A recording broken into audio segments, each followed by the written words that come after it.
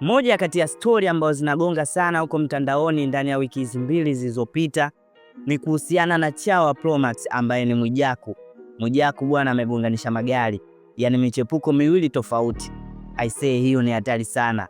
Mchepuko namba moja ambaye anasoma chuo cha UDSM amemwonea wivu baada ya kugundua kwa baba wake ana mchepuko mwingine kutoka chuo cha ardhi.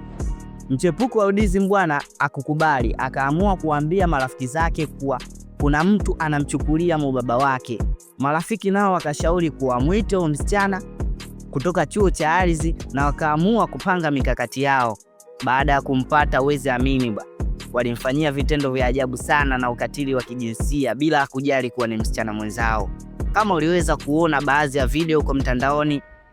Na wakaamua kumrekodi video bila ridhaa yake, na wakasema kuwa anaposti katika grupu la chuo. Wakaona haitoshi, wakaamua kumkata na nywele. Aibu ilioje! Lakini pia tusisahau kushukuru jeshi la polisi, wameweza kuwakamata hao wasichana wa UDSM waliomfanyia msichana mwenzao ukatili wa kijinsia. Bwana, mimi naitwa Tariko Vibe_05, lakini pia usisahau kushare na kusubscribe chaneli yetu ya YouTube. Unatupata kwa jina la Freeze TV. Tunadondosha update kali kila wiki. Tulikuwa na wasiwasi sana kwamba hivi DC kule tafika kwa hizi taarifa ambazo tunaziona mtandaoni kwamba kaitwa na jeshi la polisi kwa ajili ya ile issue yake na wanafunzi wa chuo. Mimi usiingize kwenye issue. Mimi si usiki wakati wanapigana pale. Usinichafue. Wale kuna mmoja wao dada anazungumza, umeenda na Mwijaku. Ndio sasa Mwijaku ingia hapo Instagram andika Mwijaku utakutana na wangapi.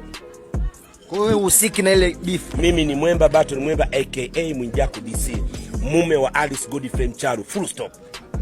Tena naomba niweke wazi, kama kuna binti wa mtu nipo na chati naye, naongea naye, sijui na kutongoza na kudanganya, mimi tayari nimepiga pingu ya maisha na Alice Godfrey Mcharu. Anizike nimzike au animzike anizike, full stop. Mimi mengine yote hanihusu.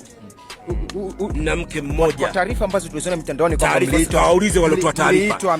Kawaulize walotoa taarifa, sio mimi. Mimi ukaenda polisi. Jana umeniona niko nyumbani kwangu nacheza